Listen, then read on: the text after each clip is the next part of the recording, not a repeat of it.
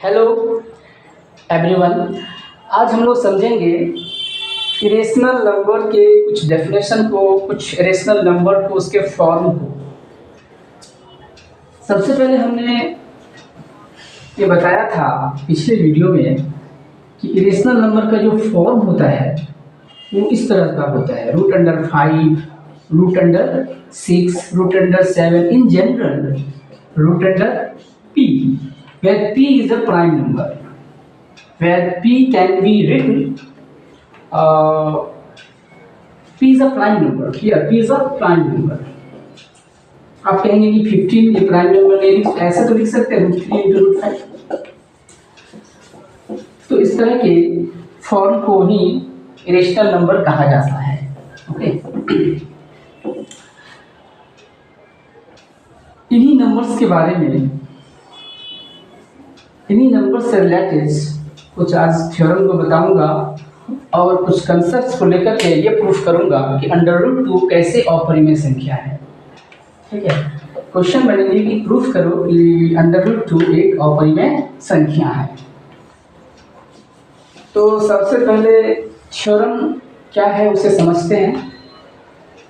सबसे पहला थ्योरम है थ्योरम नंबर 1.5। ये कहता है if a prime number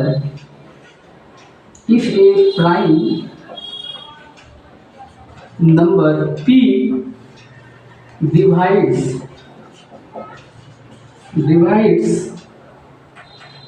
a square, where a square is a composite number. This is a composite number, a square. अगर if a prime number p divides a square, then p also divides a। यही theorem है।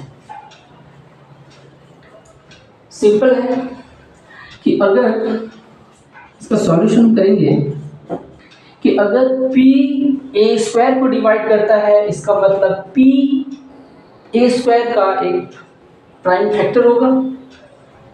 Since p divides a square, this imply, ये क्या imply करता है कि p a square का कोई प्राइम फैक्टर होगी तभी तो p a को डिवाइड करेगी, a स्क्वायर को डिवाइड करेगी। तो p अगर a स्क्वायर को डिवाइड करता है, इट मीन्स p जरूर क्या करेगा, a को डिवाइड करेगा। इसलिए कि अगर p a स्क्वायर को डिवाइड करता है तो from fundamental theorem of arithmetic हम जानते हैं कि a स्क्वायर का एक फैक्टर p जरूर होगी।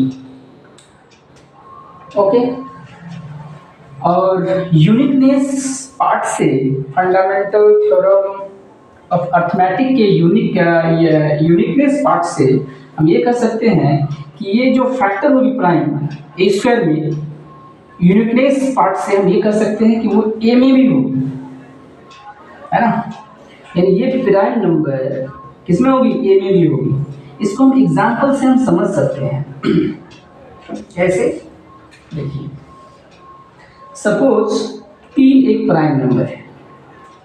3 क्या है, एक प्राइम नंबर है। अगर 3 15 स्क्वायर को डिवाइड करता है, किसको डिवाइड करता है, 15 के स्क्वायर को डिवाइड करता है, इसका मतलब 3 जरूर 15 स्क्वायर, यानी 15 स्क्वायर का वैल्यू होता है 225। 3 225 को जरूर डिवाइड करेगी। इसका मतलब यह है कि 225 का एक फैक्टर 3 जरूर है। 225 का 3 एक प्राइम फैक्टर जरूर होगा। देख लेते हैं, 225 का प्राइम फैक्टर करते हैं। तो पहले 5 से करेंगे,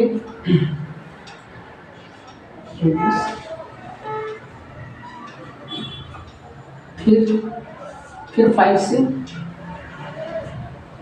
फिर 3 से, और फिर 3 से। देखिए इस तरह से हम देखते हैं कि 225 का एक प्राइम फैक्टर आ रहा है 3।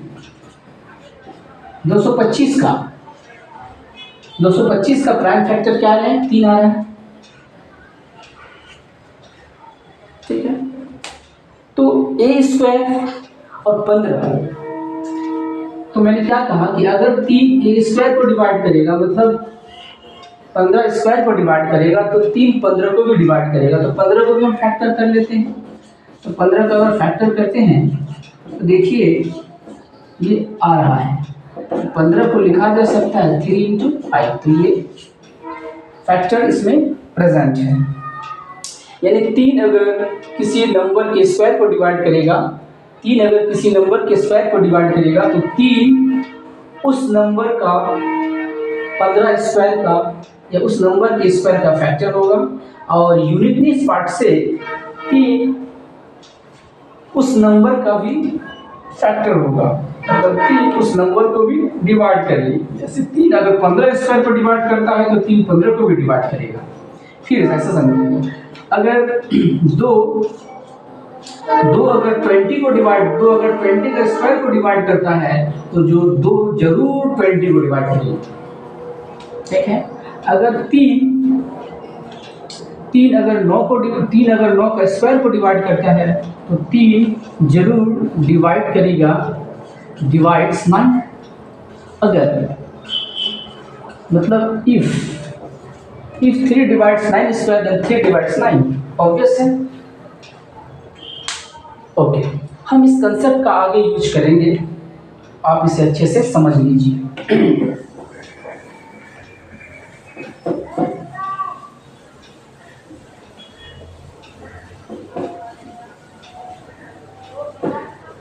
नेक्स्ट है, और एक कंसेप्ट को आपको समझना है, √2 को अपरिमेय संख्या प्रूफ करने से पहले।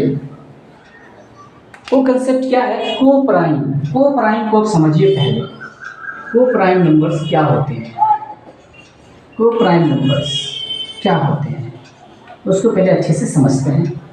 को-प्राइम नंबर्स वैसे दो नंबर्स को कहा जाता है, इफ, पहले मैं लिख देता हूँ अच्छे से, इफ A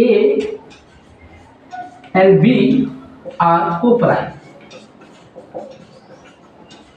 अगर ये दो नंबर को-प्राइम है तो ये बात जरूरी है,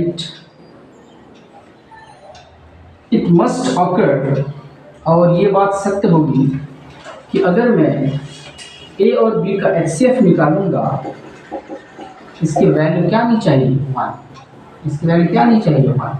यानी अगर दो नंबर का HCF 1 है तो वो दोनों नंबर को-प्राइम नंबर कहलाएंगे। ठीक है, इस कंसेप्ट का भी हम यूज करेंगे। को-प्राइम नंबर की खासियत ये होती है कि वो एक दूसरे को डिवाइड नहीं करता है ना। ऐसे कोई फैक्टर्स जैसे 3 और 2, 3/2, ये दोनों को-प्राइम है, क्योंकि 3 और 2 का HCF अगर मैं निकालूंगा तो इसका वैल्यू क्या होगी? 1।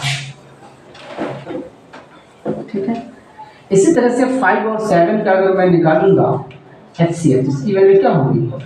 HCF 5, 7 का 1। इसलिए 5 और 7 में क्या होगी? को-प्राइम। क्यों जाएंगे? को-प्राइम। ठीक है, अब मैं प्रूफ करूंगा, तो proof that √2 is an irrational number. अब मैं प्रूफ करूंगा कि √2 एक इरेशनल नंबर है। कैसे? पहला क्वेश्चन है, prove that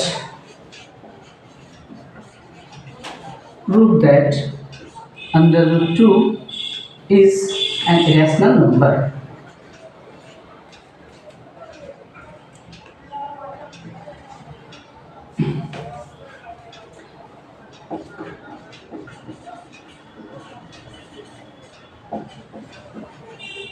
Irrational number. Okay, तो इसके लिए, इससे प्रूफ करने के लिए सबसे पहले हम क्या करेंगे? प्रूफ करने के लिए इसको प्रूफ करेंगे। ठीक है, प्रूफ के लिए हम सबसे पहले क्या करेंगे कि √2 को हम रैशनल नंबर सपोज करेंगे। Late us suppose let us suppose root 2 is a rational number.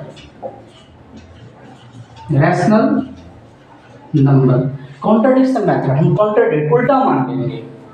हम प्रूफ करेंगे कि ये जानने की कोशिश करेंगे कि क्या रूट 2 इरेशनल नंबर है। इसके लिए हम सपोज कर लेंगे कि रूट 2 एक रैशनल नंबर है, इरेशनल नंबर नहीं है, ये रैशनल नंबर है। थोड़ी देर के लिए हम सपोज करेंगे कि रूट 2 क्या है, रैशनल नंबर है, यानी कॉन्ट्राडिक्शन मेथड से मैं इसे प्रूफ करने जा रहा हूँ। Let us suppose root 2 is a rational number. अगर ये रैशनल नंबर है तो इसे हम p/q के रूप में लिख सकते हैं।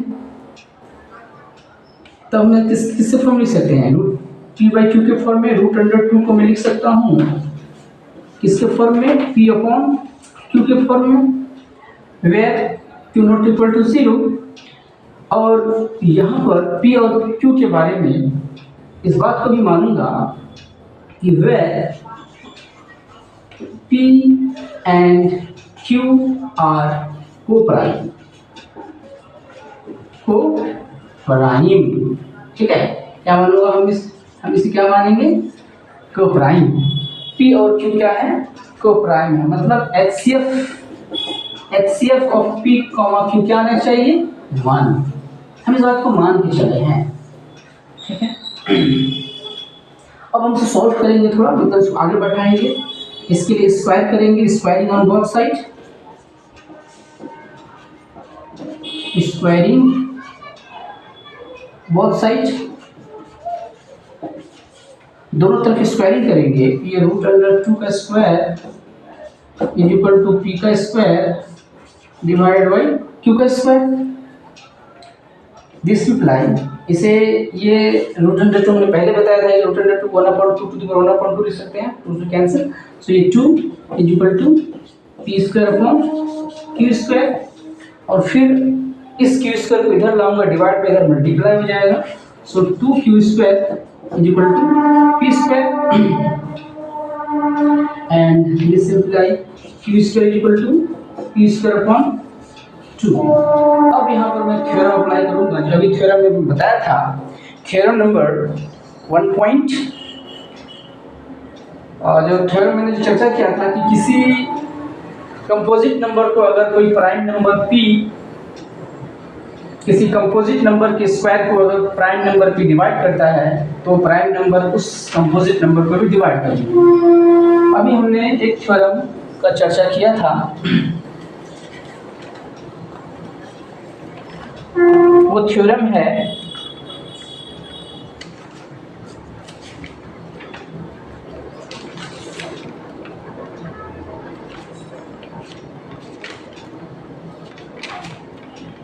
(1.3). Let p be a prime number if p divides a square, then p divides a, where a is a positive integer। अब यहाँ समझिए जरा, क्योंकि p को प्राइम है, ये भी इंटीजर है, ये भी इंटीजर है, हमने इस बात को माना है। देखिए को प्राइम, तो q इंटीजर होगी, q² इंटीजर है, इट मीन्स p² अपॉन 2, यानी 2 p² को डिवाइड कर दिया है तभी तो इंटीजर वैल्यू आया है। हियर सिंस 2 divides p², इसलिए क्योंकि q² है, p² upon 2 equal to q² है, जो कि इंटीजर है। इसका मतलब जरूर p² को पूरी तरह से डिवाइड कर दिया तब तो इंटीजर आया है। इसलिए 2 divides p², therefore हम लिख सकते हैं 2 divides p, तो 2 p को भी डिवाइड करेगी। ओके, अगर 2 p को डिवाइड करता है तो p का एक प्राइम फैक्टर 2 है, p का एक प्राइम फैक्टर 2 है। It means 2 is A prime factor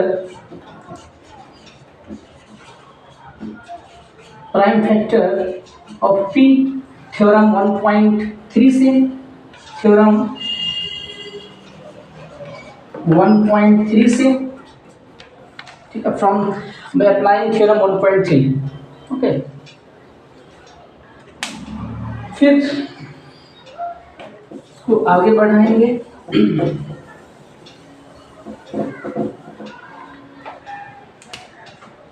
अगर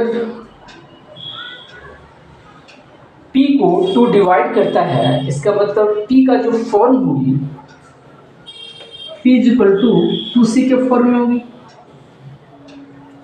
where C is some integer, C is integer, या C belongs to integer. Now putting this value P is equal to 2C in this equation, ठीक है। Now putting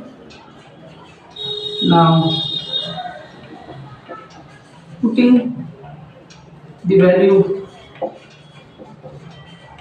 of P in 1, we get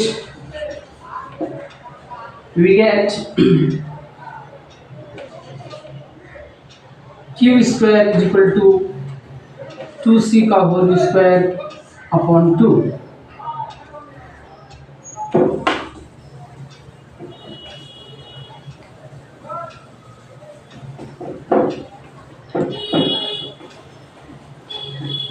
Then what happens? Q square तब क्या होगा, यहाँ Q square is equal to 2 दूनी 4 C square, 4C square, ये 2 से तो कट जाएगा 2, तो Q square is equal to 2C square, और यहाँ से फिर मैं लिखूंगा C स्क्वायर बराबर Q स्क्वायर अपॉन 2।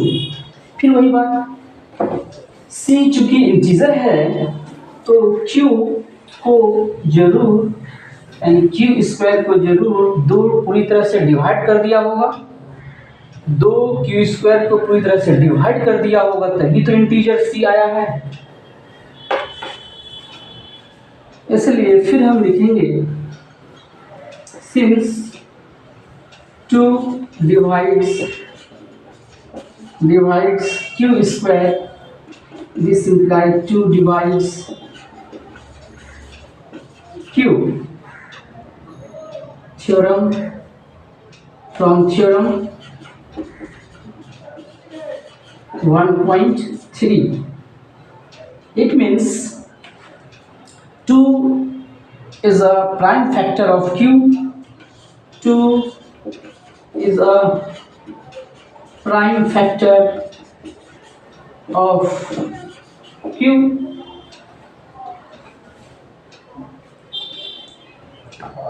अब देखिए पहले स्टेटमेंट से और दूसरे स्टेटमेंट से, 2 is prime factor of Q और पहले मैंने लिखा था 2 is prime factor of P, it means P का भी प्राइम फैक्टर 2 है, Q का भी प्राइम फैक्टर 2 है, यानी 2 P का भी प्राइम फैक्टर है और Q का भी प्राइम फैक्टर है। जब 2 P का भी प्राइम फैक्टर है और 2 Q का भी प्राइम फैक्टर है, इसका मतलब इसका HCF 1 हो ही नहीं सकता, यानी P और Q को प्राइम हो ही नहीं सकता, ठीक है। Therefore हम यहाँ लिखेंगे from first statement and second statement, 2 is prime factor of both P and Q, therefore इसलिए P and Q are not co-prime, इसलिए P और Q co-prime नहीं है। हमने क्या मान के चला था, P और Q co-prime है, लेकिन यहाँ पर प्रूफ किया हमने कि P और Q co-prime नहीं है। ये कॉन्ट्रडिक्शन क्यों आया? Why this contradiction arises? ये कॉन्ट्रडिक्शन अराइज क्यों हुआ? इसलिए हुआ कि हमने √2 को एक रैशनल नंबर मान लिया, रूट 2 को रैशनल नंबर मान लिया, जो कि गलत है। रूट 2 रैशनल नंबर नहीं है बल्कि रैशनल नंबर है, प्रूफ होता है, दैट्स ऑल।